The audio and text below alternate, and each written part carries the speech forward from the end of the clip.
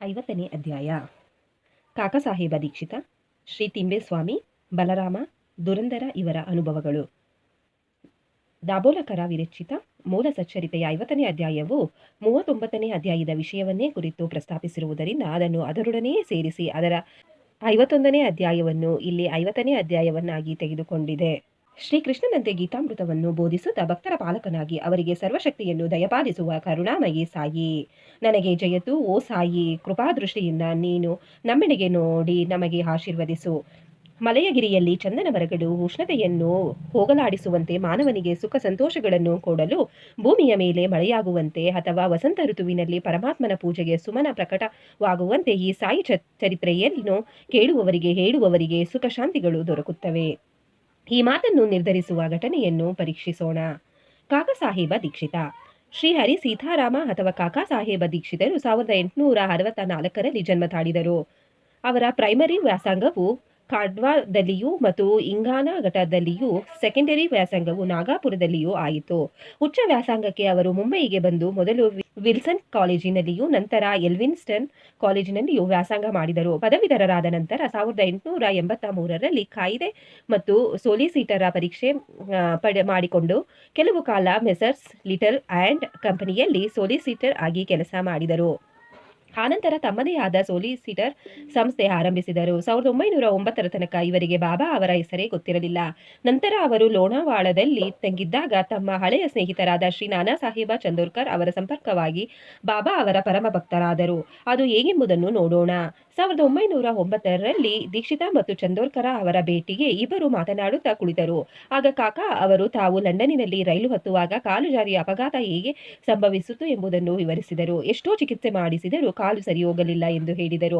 ಆಗ ನಾನಾ ಅವರು ಕಾಕಾ ಅವರಿಗೆ ಕಾಲು ನೋವು ಗುಣವಾಗಿ ಕುಂಟುವುದು ತಪ್ಪಬೇಕಾಗಿದ್ದರೆ ಶ್ರೀ ಸದ್ಗುರು ಸಾಯಿಬಾಬಾ ಅವರ ದರ್ಶನ ಮಾಡಲು ಸಲಹೆ ಮಾಡಿದರು. ಅವರು ಬಾಬಾ ಅವರ ಬಗ್ಗೆ ಸಮಸ್ತ ವಿಷಯಗಳನ್ನು ತಿಳಿಸಿದರು.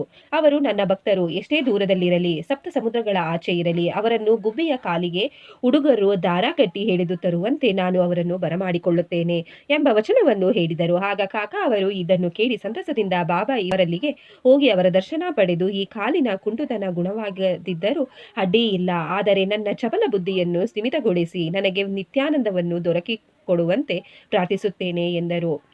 ಇದಾದ ಕೆಲವು ಕಾಲದ ನಂತರ ಕಾಕಾ ಸಾಹೇಬರು ಮುಂಬಯಿಯ ಶಾಸನ ಸಭೆಯ ಸದಸ್ಯತ್ವಕ್ಕೆ ಮತ ಪಡೆಯಲು ಅಹಮದಾನಗರಕ್ಕೆ ಬಂದು ಸರದಾರ ಕಾಕಾ ಸಾಹೇಬ ಮೀರಿಕರ ಅವರೊಡನೆ ತಂಗಿದ್ದರು. ಆ ಸಮಯಕ್ಕೆ ಸರಿಯಾಗಿ ಕೋಪಾರಾಂಗವದಲ್ಲಿ ಮಾಮಲೆದಾರರಾಗಿದ್ದ ಕಾಕಾ ಸಾಹೇಬರ ಪುತ್ರ ಶ್ರೀ ಬಾಳಾ ಸಾಹೇಬ ಮೀರಿಕರ ಅವರು ಅಲ್ಲಿಗೆ ಬಂದರು. ಚುನಾವಣೆ ಕೆಲಸದ ನಂತರ ಕಾಕಾ ಅವರು ಶಿರಡಿಗೆ ಹೋಗಬೇಕೆಂದು ಯೋಚಿಸಿದ್ದರು.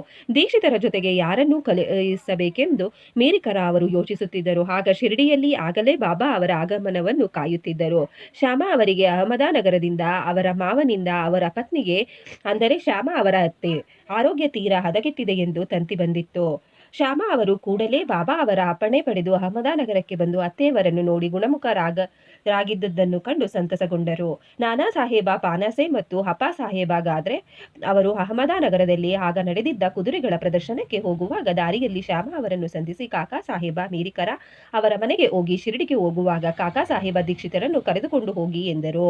ಸಾಯಂಕಾಲ ಶ್ಯಾಮ ಅವರು ಮೀರಿಕರ ಅವರ ಮನೆಗೆ ಬಂದರು. ಕಾಕಾ ಸಾಹೇಬರ ಪರಿಚಯವಾಯಿತು. ಶ್ಯಾಮ ಮತ್ತು ಕಾಕಾ ಸಾಹೇಬ ದೀಕ್ಷಿತ ಇಬ್ಬರು ರಾತ್ರಿ 10 ಗಂಟೆಗೆ ರೈಲಿನಲ್ಲಿ ಕೋಪಾರಾಂಗವಕ್ಕೆ ಪ್ರಯಾಣ ಮಾಡಬೇಕೆಂದು ನಿಶ್ಚಯವಾಯಿತು. ಇದಾದ ನಂತರ ಒಂದು ವಿಸ್ಮಯಕಾರಿ ಸಂಗತಿ ನೆರವೇರಿತು.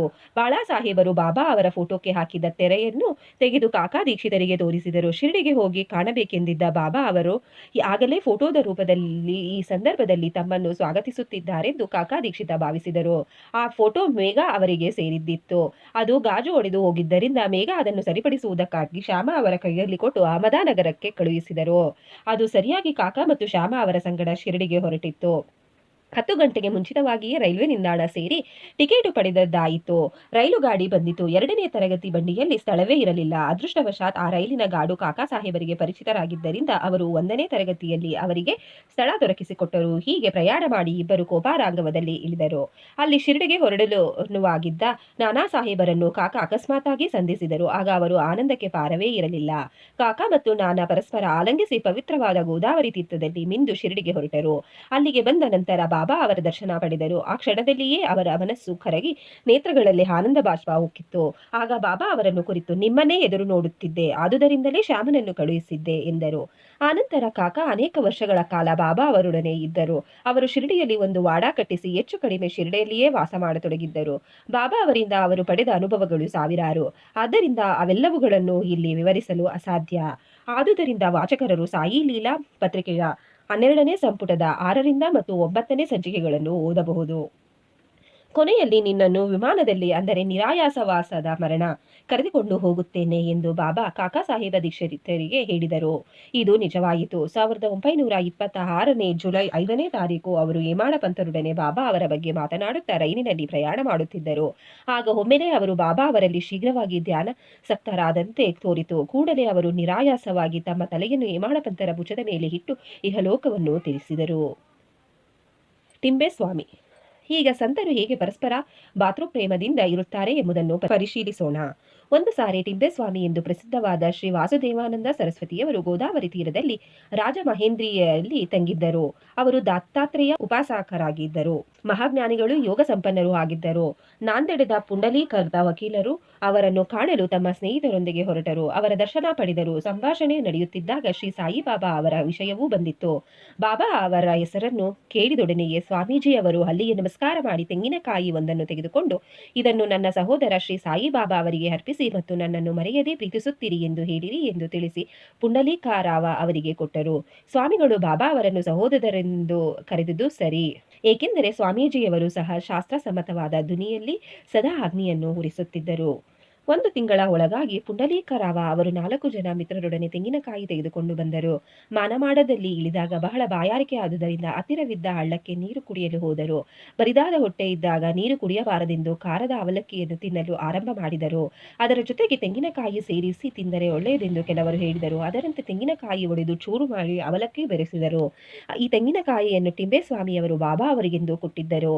ಶಿರಡಿ ಸಮೀಪಿಸುತ್ತಲೇ ಆ ತೆಂಗಿನಕಾಯಿಯ ನೆನಪಾಯಿತು. ಹೆದರಿಕೆಯಿಂದ ನಡುಗುತ್ತಾ ಬಾಬಾ ಅವರ ಮುಂದೆ ನಿಂತರು.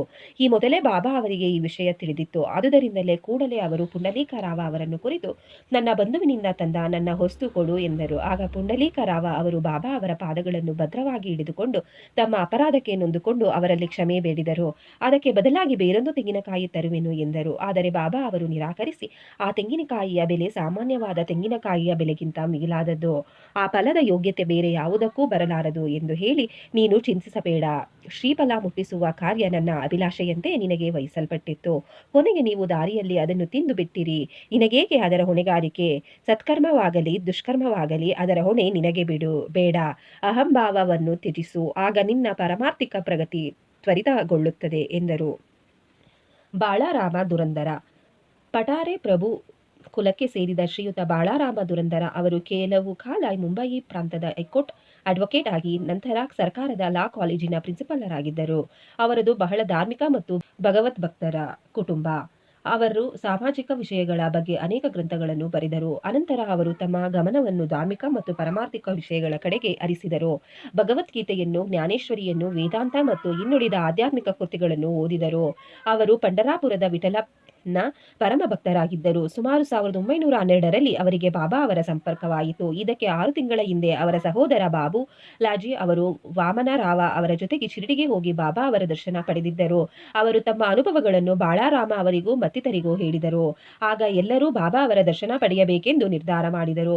ಅವರು ಶಿರಡಿಗೆ ಬರುವುದಕ್ಕೆ ಮುಂಚೆಯೇ ಬಾಬಾ ಅವರು, ಈ ದಿನ ನನ್ನ ದರ್ಬಾರದ ಅನೇಕ ಜನರು ಬರುತ್ತಾರೆ ಎಂದು ಹೇಳಿದರು. ದುರಂದರ ಸಹೋದರರು ಇದನ್ನು ಇತರರಿಂದ ಕೇಳಿ ನಮ್ಮ ಆಗಮನವನ್ನು ಅವರಿಗೆ ತಿಳಿಸಿರಲಿಲ್ಲ.